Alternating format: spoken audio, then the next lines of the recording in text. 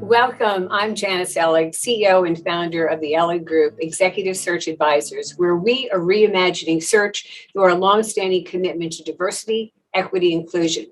Thank you for joining me today for our webinar series with a well-known and highly respected guest, Dambisa Moyo, prize-winning economist, veteran board director, and New York Times best-selling author, named by Time magazine as one of the world's most influential people. Dambisa also regularly contributes to the Harvard Business Review, Financial Times, and her previous bestsellers include Edge of Chaos, Winner Takes All, and Dead Aid.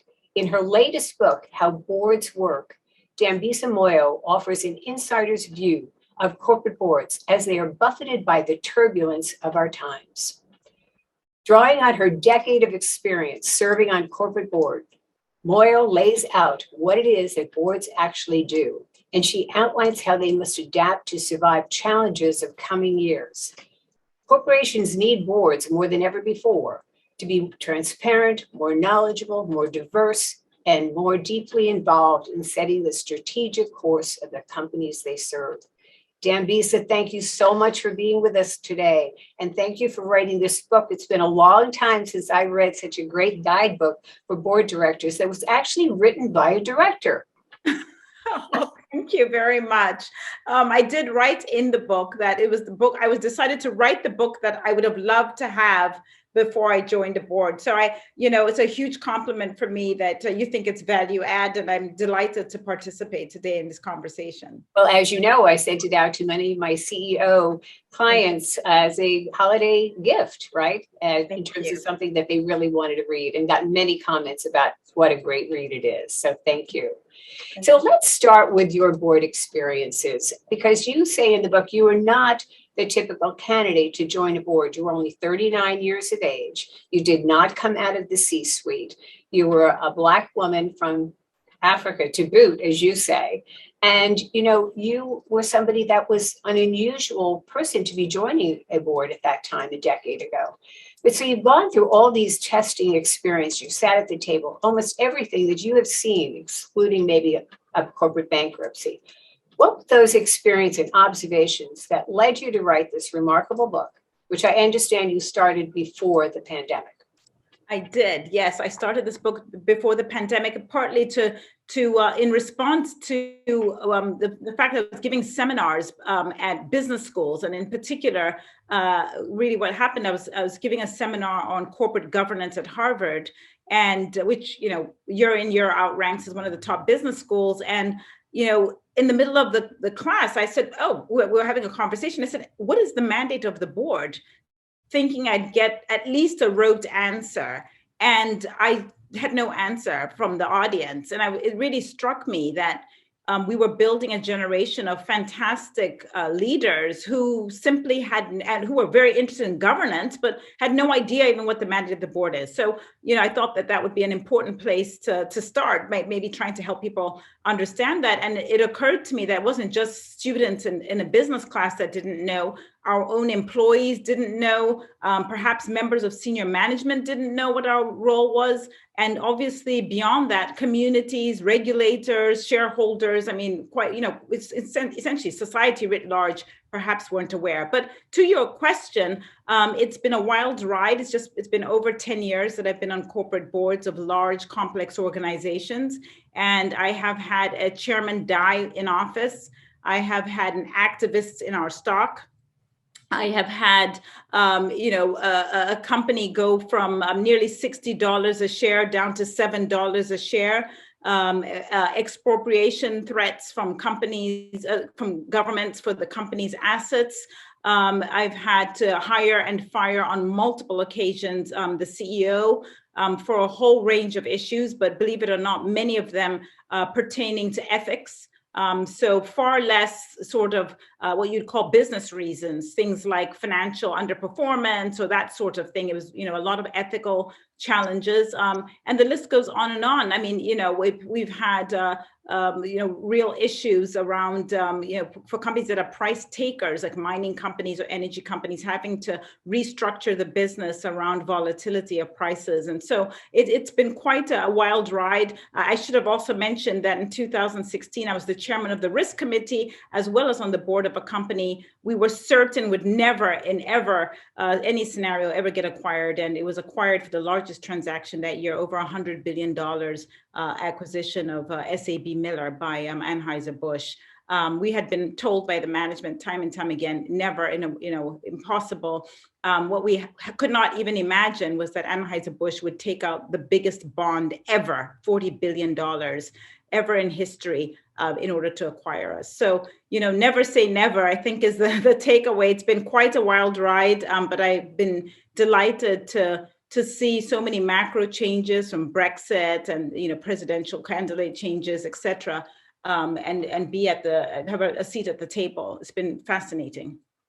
Well, it takes courage to be on a board. You mentioned you had to hire and also fire CEOs and leaders, right, of corporations. So really the survival of a corporation does depend on that courage of the board to really make those tough decisions. And the leadership of any company really does determine its success. So the board has got to be in there to evaluate.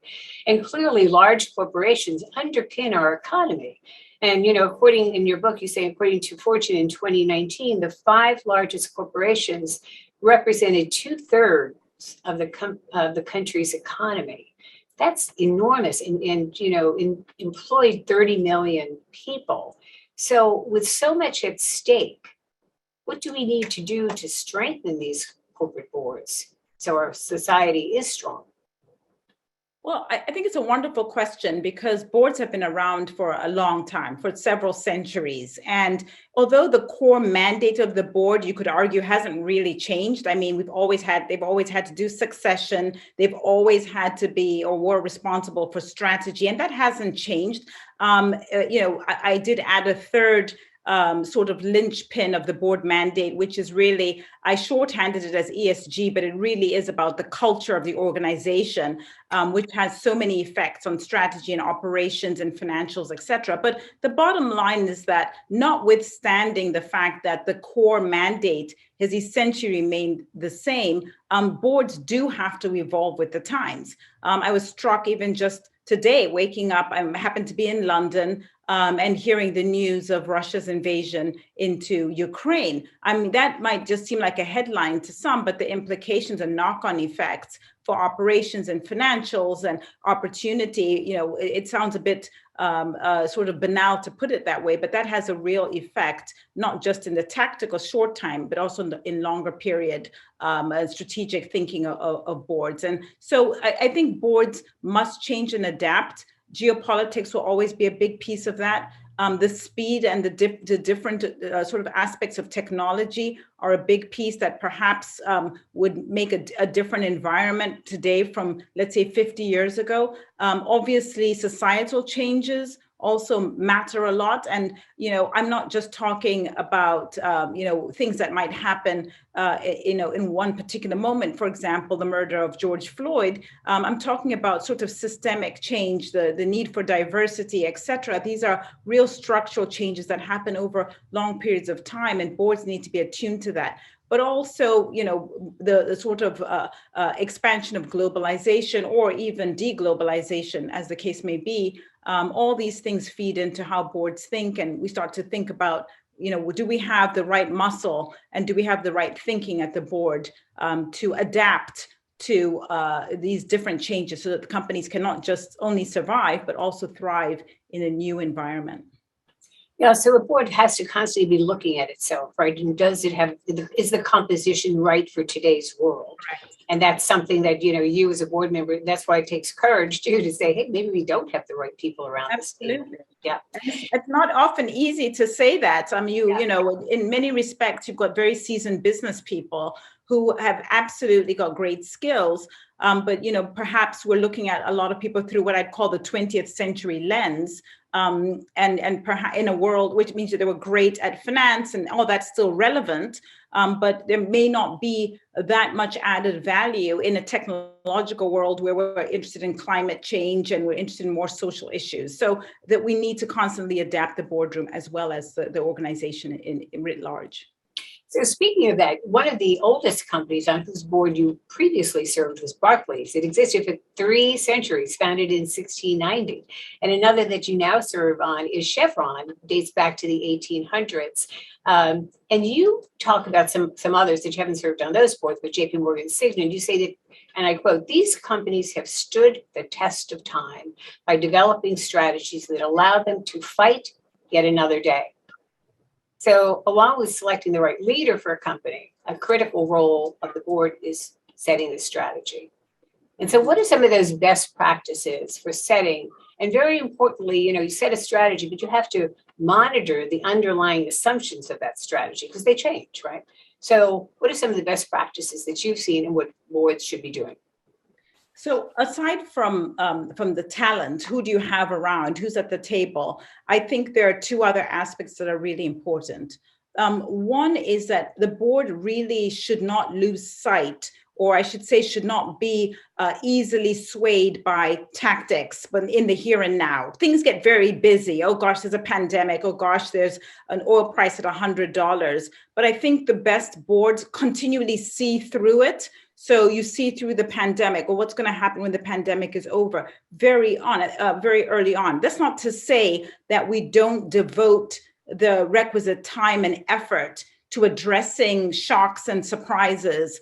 One of my former board colleagues who's in his 80s, I was asking him for advice. I said, "What do you think? What's advice from an 84-year-old who served on boards?" And he said, "The one thing I can tell you is that you're always going to be surprised." And so in that respect, because I know I'm going to be surprised, I need to constantly think through all the tactics and really make sure that the organization is bedded down in a way where you have financial balance sheets and financial statements and financial organization that is solid, that is disciplined. Same with the operations, the processes around hiring, retaining, promoting are transparent, they're clear, and also just making sure that your risk mitigation approach is also something that's constantly refreshed. I mean, some of the companies going through, my career has been bookended by the financial crisis and the pandemic, but going through all these different crises, it's been astonishing to just see how quickly the best companies just adapt and figure out, oh gosh, we're going to have to now change in a particular direction. So I think that that's a really big piece. The other aspect of it is not just seeing through these challenges, but I do think, and I know this is a theme that's going to come up a number of times in our conversation, is making sure that you stay focused on what William Thorndike describes as capital allocation. And I think it's more generically resource allocation. It's very easy for a CEO in particular, but the board as in general, to be dragged into a whole host of things. We want you to focus on ESG today and cultural issues. We want to focus on oil price, so Russia, Ukraine, or China, or cyber. There's lots of stuff to focus on.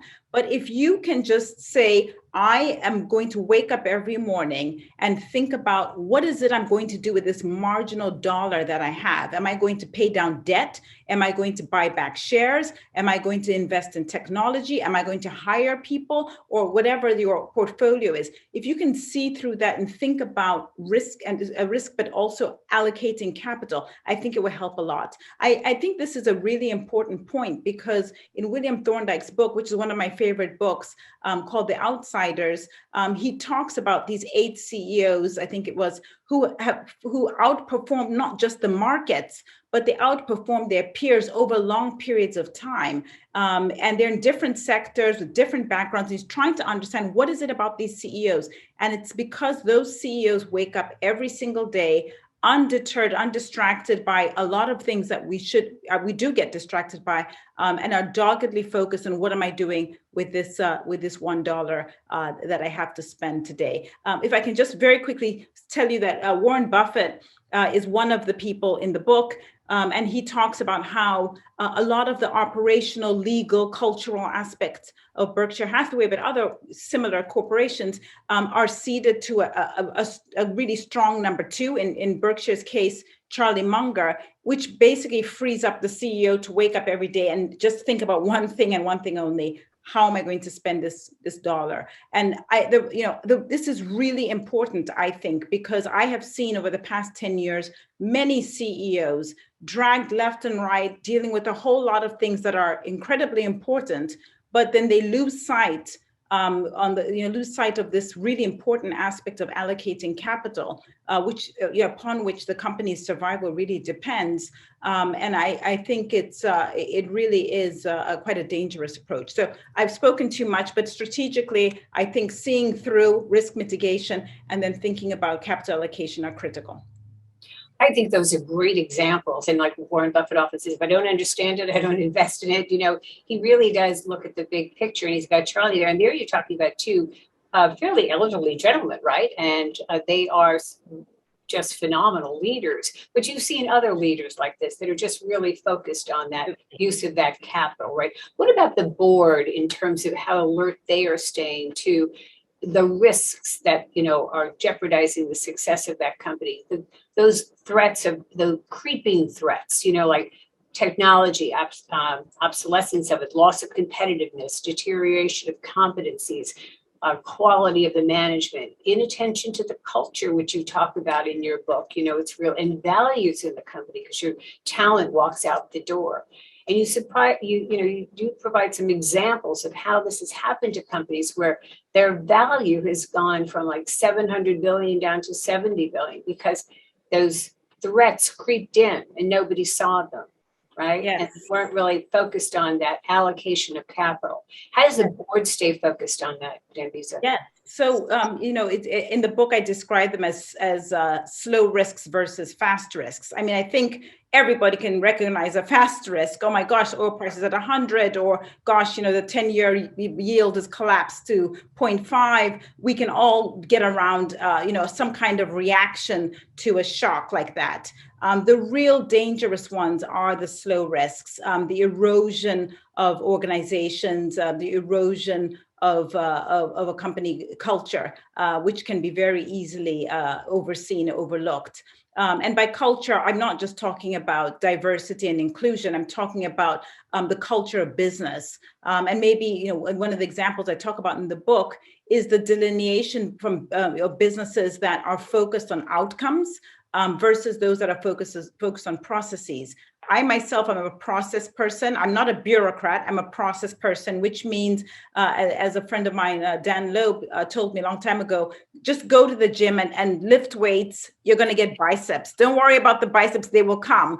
And it's a little bit like that, because if you build the right processes, you're going to get the right results. I think there's a risk that sometimes leaders are focused on outcomes. And so they'll say, oh gosh, we really want to have 20% return on equity by 2020. And then that percolates into the organization, and people are running around trying to generate returns on equity of 20%. And they stop caring about how they do it. That's when you end up with illegality, people flying very close to the sun, all in the interest of trying to get to 20% return on equity. And I'm just giving that as an example, but the point just being that it's very tempting to have these outcome-led sort of mantras or things for people to pursue. Pursuing a much more process-driven organization is kind of boring, actually. But when you think about discipline and how it even saved the discipline and balance sheets and how that saved companies during the pandemic, as you know, Janice, 15% of American companies are zombies. So they don't generate enough cash flows to pay back even just the interest on the debt that they owe. That is companies that have not learned in good times to be strong, and it's very tempting to do an M&A. Pay out dividends, all this exciting stuff when the going is good, but you want to be prepared for the downdraft when things are not so good. And I think having that discipline and understanding that processes matter, processes in how you hire, how you promote, how you pay people, how you incentivize people in the organization are things that are critically important. And at the board, in all areas of responsibility, governance, compensation, audit, we are always focused on what sorts of KPIs, and they shouldn't be dead KPIs. They're things that we evaluate regularly. Is this the KPI that we want to be targeting? What are the sort of second order effects that might come from pursuing this? But really trying to get the best processes in place so that we can deliver high quality organizations. And again, the results will show for themselves on that basis. Yeah, and for a board, I mentioned being courageous, but so many of these processes and outcomes are coming about in the company. The board only meets, depending on the board, a number of times a year. They're not there every day. So Right. One of the things that, having been on boards myself and now working with boards, how does the board, and you're at personal risk, right? Being a board director, there's a lot at risk in terms of, I give everybody a lot of, courage for being on boards these days. How does the board get the best information, the right information at the right time so that they can make informed decisions? How does that happen, Janice? So I think there are two processes. One is a formal process. One is informal. And I will, put my hand up and I'd say traditionally, and certainly when I joined my first board, I think a lot of companies leaned into the more formal approach to providing information. So here's what's going on in the marketplace. Here's the information as we see it. And there's been arguments back and forth about the asymmetry of management. Are they just showing us what they want us to see, et cetera? But, you have to trust your management. Otherwise, you shouldn't be on the board. And so there, the bottom line is that those formal structures of engagement with our shareholders at AGMs, getting proxies, looking at what the management are presenting, even engagement with shareholders, with regulators, with accountants and auditors and lawyers. All of those are formal portals that provide information into the board. I think what traditionally has been less appreciated, but now given the sort of widening of the aperture of what a board member should look like, traditionally was very focused on only the C-suite. Now you have people like myself and people from academe, people who have been politicians, and I think all of this is to the benefit of these global corporations. There's much more reliance on informal networks. So by that, I mean people who are engaging through different types of associations, different types of conference and platforms, whether it's the Munich Security Conference or Davos at the World Economic Forum or Aspen Institute. There are lots of alternative sort of opportunities for board members to bring that thinking from those networks into the boardroom and help to challenge, but also to inform and educate not just fellow board members, but also the management team. And I think that has been really well accepted and appreciated. I think the board members who are sitting on, I don't know, the MIT Mobility Institute or, wherever, take your pick, these sorts of, Hoover Institute or Kennedy School, or Brookings or wherever, they offer a different perspective that's very useful, but it's not formal. It's quite informal, but there's also new information, new perspective and nuance that comes to the boardroom that way. I often say when we were doing board searches that we look for people who truly are intellectually curious. They're going to look for the information outside of the boardroom and then also in the boardroom and with the management team. So I think you're absolutely right. There's so much information out there you can bring in. And then if you're on different boards, you're also exchanging that getting information what's happening at other companies. Let's talk about, and we have many questions coming into the chat room, so I'm going to get to those, but I would like to go through this first with you. So we've just come through a major crisis, and you have examples of this throughout your book, crisis situation and the board's role during a crisis and how boards can be prepared for the next unknown. How do you prepare yourself potentially for that next unknown? And what was it like as a board member during the crisis?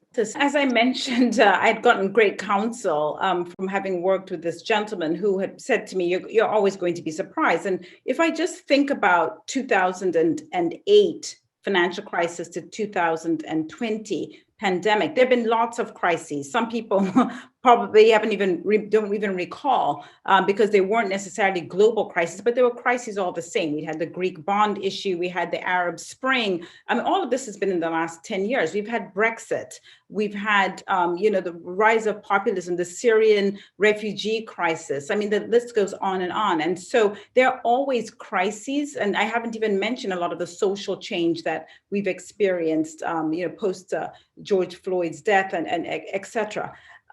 So, boards you really, I think, have to exercise that muscle that there's always going to be some kind of a crisis. But, as I mentioned earlier, I think the companies that do really well, and perhaps even individuals that do well, are ones that are, to use an Aesop's fable, are really putting the hay away during the good times in preparation for what may be in the bad times. And I think that that discipline, whether it's from thinking about how you hire, but also thinking about how do you retain a strong balance sheet, you continue to look at your operations, thinking about cyber risks, et cetera. Those type of risks, very hard to test and be aware of when things are going great. But really, you get fully exposed when things go awry. So, the pandemic was challenging in many respects, because a lot of the things that, as an audit committee member, often an audit committee member on the boards in which I serve, it really brought to the fore a real test of the things that we approve. Could these businesses survive when people were in different places? What does that mean for the culture of the organization? What about social aspects, about whether it's mental health, but also physical health? Would we be able to get a sense of how our employees are doing or how they're feeling? But also in the boardroom, it's not been ideal for us to have meetings on Zoom, because ultimately you have these debates that you have to have around, should we be investing, should we not, should we buy back debt, should we buy back shares, et cetera. All these types of conversations need to be, I would argue, in a format that is very open, and in some sense can be somewhat, I don't say argumentative, but in a much more boisterous debate, but all the time having a sense of respect, and hoping for consensus. And I think that a lot of that gets lost during crises. So having a true north during a crisis is really important. And I think the best boards were able to do that in a time when we were getting pulled in different directions. And so I guess you always have to think that something else is going to happen, right? And 100%. So how are we best prepared? You can't know about everything, but if we're intellectually curious, we have a very robust discussions, and we're really helping each other, aren't we? Because your CEOs have been on tremendous pressures during this pandemic, but financial, as you said, all the crises, it's not easy to run these large corporations. It seems to me, if it's the same type of crisis, you learn, you get a muscle, you learn your stripes and how to deal with the same kind of crisis. But when there are different crises with different color, different aspects to them, then you really are. And by the way, there were a lot of CEOs who were new. They had just been in the job a few months. They hadn't even, and remember, most CEOs are CEO for the first time. Nobody's told them, hey, this is, when they say it's your first rodeo, they mean it's your first rodeo. And wham, bam, they're facing a pandemic of great proportions, which none of us have seen in 100 years. I mean, there was really no reference point of what to do in this environment. So yeah, it's about, in a way, I mean, dare I say, it's about box ticking the things that you know are okay. Okay, my balance sheet is fine. What's the other problem? And you want to mitigate, reduce the amount of risk from the different sources of potential risk, and make sure that you are, you're able to move forward and not lose sight of this sort of more structural issues. Yeah. So your first 3 chapters, you really talk about how boards carry out their responsibilities, overseeing strategy, managing board and CEO succession, navigating the rapidly shifting cultural landscape. Chapter 4, you really talk about the 5 critical issues no board should ignore. And you talk about boards typically focus, you've been talking about, their attention on the risks that are urgent and visible, right? The risks you discussed in this chapter transcend the short term. You really focus on the risks that really determine the fortunes of that company for years over time, not quarter to quarter. So can you describe, it's a great chapter. So can you describe briefly these risks and maybe focus on one or two of them? So I'm going to try and remember them, perhaps not in order, but one is a siloed world. So this is the whole idea of globalization becoming more deglobalization. We'll come back to that. A second one was about the changing landscape of the investor class. So we know that companies like BlackRock and State Street and Vanguard now have about 20% stock ownership in these large companies like Apple and Amazon, but many others in the S&P 500. What does that mean for capitalism? What does it mean if they want to buy, if they want to merge Apple and Amazon as an example? What does that actually mean? There are more fundamental questions there. Siloed world, institutional investors. A third thing I talk about is the war for talent, which is really in this world where labor participation rates have been going down in the US since the financial crisis, meaning people don't want to work anymore. It's the great resignation. What does that mean for the war for talent in a world where immigration has become such a dirty word, or is at least seen as a very aggressively political thing and creates, the days of when I could come from Africa and move to the United States, it's much harder now. So what does that mean for companies hiring? The strategy of giving employees, senior employees, multiple experiences in different jurisdictions so that they have a good perspective and understanding of the full business when they become CEO. I mean, that's got many knock-on effects. The other couple of aspects are technology and the real risk, not just technology in the sort of traditional iPad kind of way, but also technology of supply chains. How are we going to run global businesses if the world is much more balkanized, much more fractured? We saw this. I saw this firsthand. I'm very gratefully on the board of 3M. We make the masks, N95s. We do have a plant in China, but the US government under President Trump put in a DPA, which is a Defense Protection Act, which basically restricted our ability to export masks during the pandemic. It's good for America, but perhaps not so good for the notion of globalization. So how do you deal with issues like that? How do you deal with issues of a splinter net? The fact that the Chinese could have a very viable alternative internet platform from the West, and therefore a different closed system. It has effects for procurement, for capital and financing the business. I mean, the notion of a carry trade, borrow in New York and London and invest in Brazil or China or South Africa is gone in that sort of traditional model that we've known. And then, of course, the last thing that I talk about is short-termism, which people will be very familiar with.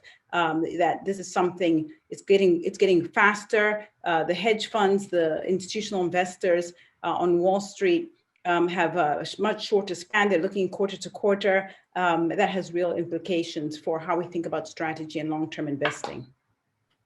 And that short-termism is that quarter to quarter, right? That view that we're always looking at, that really hurts us in that longer term, isn't it? Right. Yeah. Right. That's absolutely right. And very quite rationally feeds into how a board or management team could think about running the business, because they're constantly under pressure. And so it's really our duty, I believe, our fiduciary role as board members and the management team to constantly try and push through that sort of short-term thinking, not just from investors, but also from consumers and others who want speedy answers and speedy responses for things that's very often are very complex. And I think that's very important. So the war for talent, you mentioned that. That's really critical. I'm having a hard time myself finding all the best talent. And it is a seller's market. I mean, talent can go where it wants to go, and it's going to go to the companies where they feel they can have an impact. ESG is really a key priority. There's compassion and caring at the top. Employees can make an impact. So how do you find CEOs to run some of these very complex companies as a board member? What do you look for in that selection of that next CEO? Maybe you have to go externally if you haven't grown your own internally. What a wonderful question. I address this in the book because traditionally, and I've seen this evolution in the boardroom myself, we would look for candidates based on what I'd call pretty much a handful of things. Has this person managed the team? Has this person got a strong understanding of financial statements and balance sheets? Has this person lived through a complex problem in terms of either trying to grow revenue or cut costs or through a challenged economic period and survived? I mean, sort of bog standard company questions of how survivable or how much this person has survived to get to the top. But more and more, as I argue in the book, I think we've overlooked, and now we're trying to remedy it, the importance of really probing around ethics.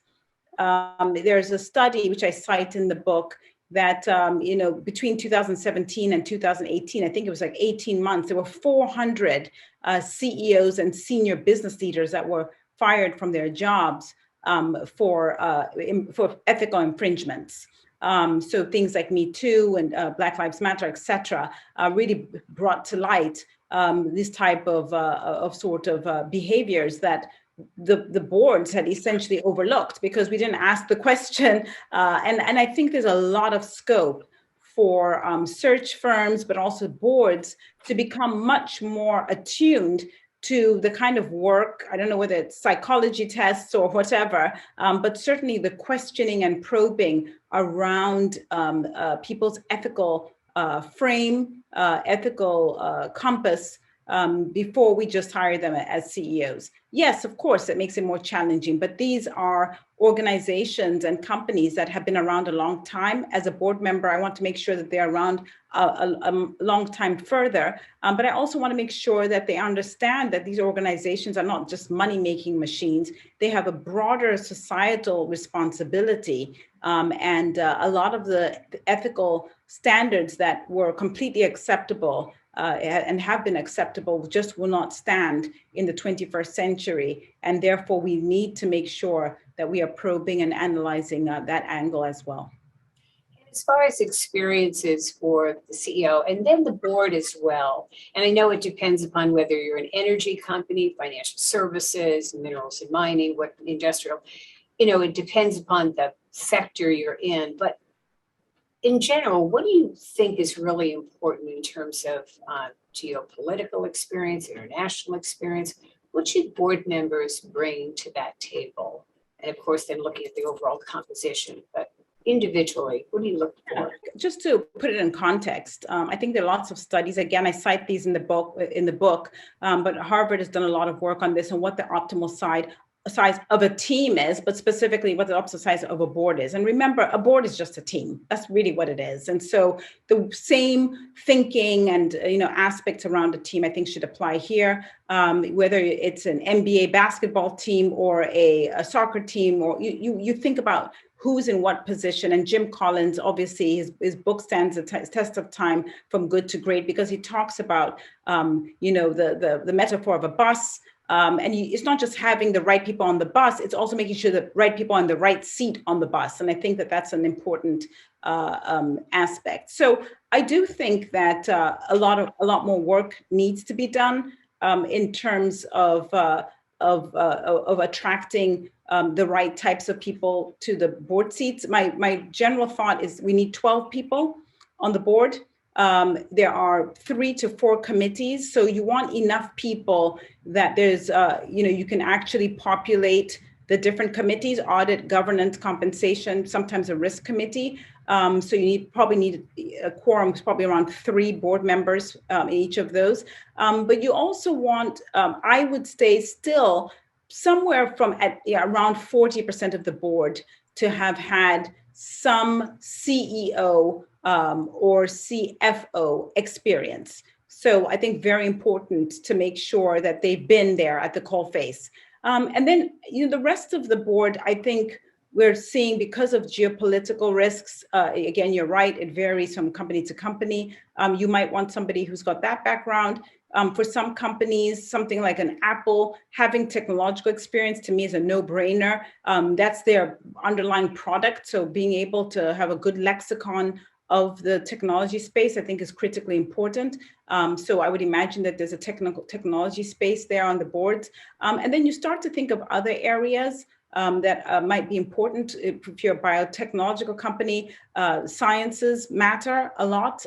You could argue sciences matter for most of the businesses that we're moving into. So that also is an area I think that would probably take up a board seat. I say science, I mean, that broadly would include people who are savvy in the environmental space or have some views about where the world is going. I mean, all of this is underpinned by the fundamental point that you're not hiring a board member to offer one perspective. They are there to provide a broad perspective. I call it a T-board member in the book. They're not just there to be good at one thing in the STEM and say nothing else. We need them to really be broad on risk, on audit, on financials, thinking about operations, hiring, et cetera. And that means that these are all additive to really somebody who's smart, really intelligent, cognitive ability, somebody who's curious, as you said earlier, and really, I think most of the candidates that I interview, I'm very attracted by people who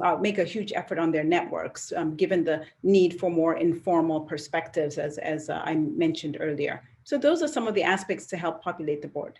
You're answering some of the questions I'm getting in. And I would agree with you in terms of working with some boards and CEOs. They're really looking for that all-around best athlete. As one CEO said to me, we're in the insurance world. We don't know where we're going to be in the future. We may be affiliating with in a different area, new go-to-market strategy. So I need a really good all-around athlete. And I'm not necessarily looking at the C-suite, but the skills, Exactly. It's the skills and the intellectual curiosity to really go beyond, and really be very broad, not just myopic or one-dimensional. Yeah, and it's a really important point, because I do think, the good news is that there's so much talent among diverse candidates, women, Blacks, Latinos, Asians, tons of talent out there that has, no doubt about it, been overlooked for decades.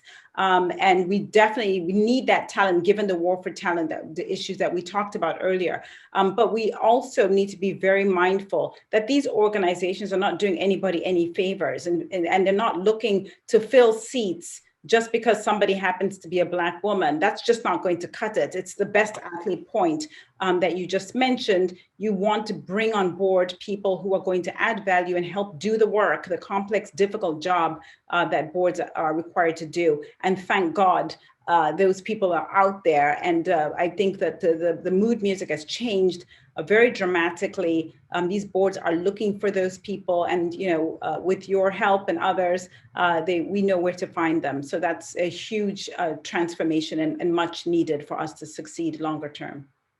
And we rely on people such as you too to refer people, because you can only go on so many boards. So we always tap into our network. Yes. So one question comes in. Your comments regarding the need for a fresh, maybe outside perspective on boards really resonates with me. And I'm wondering if this has impacted the process by which new board members are selected. So really talking about the process that you go through, the thinking. You might have answered that somewhat, but if you want to add to it. Sure. I think the process has, de facto, if not de jure, changed. There are many aspects that haven't really changed. You still have to interview, you still have to be, vetted, in terms of backgrounds and all this kind of stuff. But I think that's sort of motherhood and apple pie is always going to get done. I think the more interesting thing is, just as I said earlier, widening of the aperture of where we're getting candidates. I think traditionally, many boards just had a lazy muscle. They'd say, oh gosh, we need to find somebody to be audit chair, and somebody on the table would be like, oh my God, I know this great guy, Bill, I played golf with, and he used to work at, Ernst & Young or something, and he'd be great. And that's how these board seats got filled. Well, now, given additional scrutiny and additional sort of sharpening of thinking, it's more to say, well, wait a second, we're looking for an audit person. Are there other places that we can look for an audit person and before we tap our networks. And that might be, non-executive director courses. It might be our advisors, our lawyers, our auditors, our accountants. I mean, I think there's a lot of that now, especially as we start to say we're looking for auditors, but we also want somebody, more diverse candidates. So it's really a waterfall in that sense, because there are needs that need to be filled. We're not looking for diverse candidates just for the sake of it. There are needs that the board has because we've got financial statements to sign on. We have to think about hiring and firing CEOs in rare cases.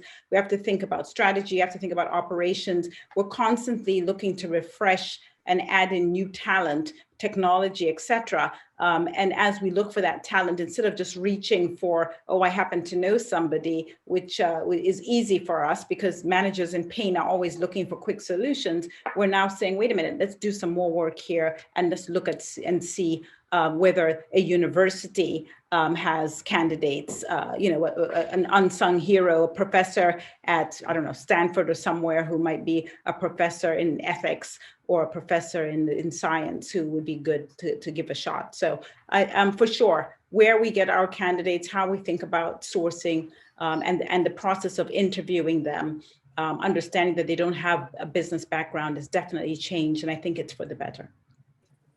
I think the process has been, the aperture is definitely opening. It's about skills. And, yes, they want gender and ethnic diversity, but you have to have the skills to sit at the table. Absolutely. So the boards we've worked with, the leadership has just been outstanding in that regard. So you have to be a real contributing member at any boardroom table. Your last chapter is prophetic, innovate or die. So what are the reforms underway? And what are the best boards doing to prepare for those social, geopolitical, which we're seeing a lot of, and environmental concerns? Yeah, so lots of stuff going on. And look, I think it's important to say off the bat, there's no sort of, oh, take this pill and you'll be strong kind of thing. It's trial and error. Very often, given that we face, I would argue, a lack of understanding of what boards do, a sort of anti-capitalist sort of rhetoric that's out there. We're being asked to make changes in a very difficult period of time. But notwithstanding that, I think that there are a lot of things that are underway. Ethics I touched on, but not just ethics in the sense of, oh, that's really nice over there. We're an ethical organization. Really thinking about how to imbue and change our approaches to how we interview and how we evaluate candidates and promote people based on their ethics is another piece that's coming into not just the CEO and how we hire people in the organization, but also in the boardroom. There are also aspects around ESG. I know it's very famous to say, oh, we're big on ESG.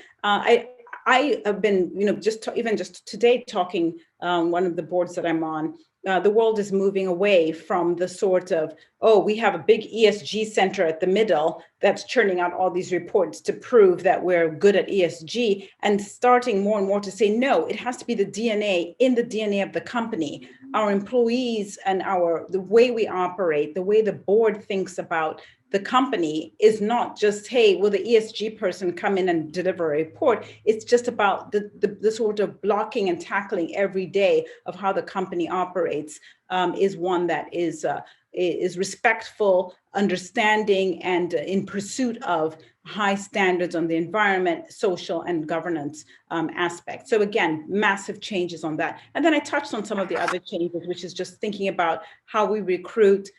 Age, I think, is a big thing, thinking about younger people. I mean, I was 39, but I was an anomaly. My best friend, Melody Hobson, is chairman of Starbucks. I mean, I think she's got someone even who is much younger. I want to say she might have been 27 when she joined the board, but I think there'll be more of that. You show talent, you show ability, understanding of certain networks, certain areas, you'll get on boards because people are looking for talent, they're looking for additional input and perspective. So those are other strictures that are being broken down. And of course, the very fact that I'm on boards tells you that it's changed, for the reasons we outlined earlier. I'm not from the C-suite, I'm Black, I'm a woman, and also, traditionally have not been in the sort of traditional C-suite.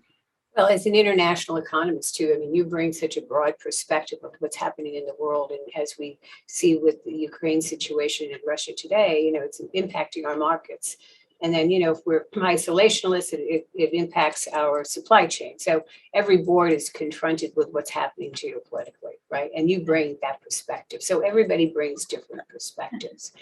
And Dambisa, I've heard how you operate at a board level, and you are a big thinker. And there is a question here from a woman who says, we're talking about systemic thinkers who can see the whole picture. Women have to be careful not to get siloed in their careers and lose that vantage point. Absolutely. You want to be the go-to person for certain things. No doubt about it. There's definitely a premium on that. But I think the best board members, as I said earlier, are T board members. They're able to come in and look at a problem. It may not be in their sphere or their bailiwick, but still have the tools, have trained the tools of just using good judgment on complex matters. These are very difficult decisions that boards are being asked to make. I talk about in the book, President Obama's quote about how when he was president, when something hit his inbox, it meant it was very difficult, because if it were easy, somebody else would have solved it. Yes. And that's exactly the same thing with the boardroom. By the time it's on the board agenda, it means it's very difficult, not easy. And so what you need to help resolve complex problems are people who've got excellent judgment, but are also not rushing with an answer. Well, this must be the answer, because these things are very nuanced in some respects, but at the same time require the sort of a broad-based understanding of knock-on effects, second-order effects, the risks, but also opportunities that perhaps may not be obvious just from one what might seem a slightly trivial decision. So, and I think it's a great point about the need to constantly be intellectually curious, as you said, Janice. Force yourself out of your comfort zone. There's so much knowledge to be had by just straddling other areas, learning from people in different departments. If I can just say, even 3M, the history and the story of the Post-its is about people from two different departments who happened to meet at the cafeteria over lunch, never ever having spent any time together, and coming up with such a brilliant product. And so, you don't know where your next brilliant idea is going to come from, but you have to be open-minded, and I think you have to be extremely sort of willing to keep learning and improving yourself and get out of your specific lane, so that you can understand what's happening around the world. It's such a fascinating thing, because I think a lot of people don't really even understand the business models of the companies where they work. Mm-hmm. They know their job, but they don't understand, how does a company make money? How does it lose money? Where are the risks? And, we can talk for hours about this. I love to talk about how in New York, there's a wonderful nail salon around the corner from my house that I used to go to all the time. And then I found out about Glam Squad, which you can use off of the app. And I never went back to the salon to say, just wanted to let you know there's this thing called Glam Squad. I won't be coming back. They just stopped seeing me. And dare I say it, I think I was actually a pretty good customer of theirs. And so I think it's those kind of slow risks, those type of curveballs that will happen if you're not forcing yourself to really understand what's happening in different spheres. And it's such added value to the boardroom. I mean, I love my board colleagues because I learned so much. I'm so excited to go to the boardroom and just sit there and hear what's going on in different fields. And so, speaking of the more diverse boardroom and the decision-making process and the due diligence, it may take longer, right, sometimes to make the decision, because you have these varying perspectives and insights from different backgrounds around that boardroom table. So how does that, how do people have the patience and collaboration to listen to everybody? What are you finding in that regard? Oh, absolutely. But that's again, to me, is judgment. And I think, I know a couple of boards over the years where people have been essentially asked to leave the board because they've been far too ideological. They think it's one way, it's their way, or it's the highway, so to speak. And they've been also very rushed to judgment. They think things should be done super quickly. And actually, there's actually benefit to just taking a pause and maybe reflecting and thinking a little bit longer on some of these issues. And I actually think that the best sort of lead directors and chair people of boards are those that actually want to solicit the views of every single board member, but also understand it's not some big race to the finish line. It's about getting that right decision, not just getting a speedy decision. And so, yeah, I think there's a lot more to be done on that. So as we close, are there any takeaways that you want this audience to remember from this discussion? And I'll give you a moment to think about that, because I want to just mention, here's your book, and I've read it. I think it's great. And as the endorsers of your book say, this is a must read, an indispensable guide to how boards function, malfunction, and most importantly, should operate better. So besides reading your book, what are those 2 or 3 takeaways you want our audience to act on? So, I think I've mentioned them. Number 1, do not be ideological. Do not be judgmental. So in the book, it's very easy for me to say, good judgment is priceless. It's so great. But the truth is, I can't send you to a school to go learn how to do judgment, to go take master's class in 101 in judgment. But I do think a lot of that is just about making sure you're not too sure of yourself. And I hesitate to say that because women in general already have an inbuilt mechanism to not want to speak up. They want to double check, triple check, quadruple check before they speak up. But I'm not saying that. I think we should absolutely speak up. But I do think that we need to understand that not everybody thinks the same, and that makes this for such a wonderful world. So judgment, open-mindedness, not being ideological, and I think we talked already about the need for remaining intellectually curious. Absolutely, that is a slam dunk win for board members. Well, Dambisa, thank you so much for your time today and the incredible insights you shared with us on corporate boards.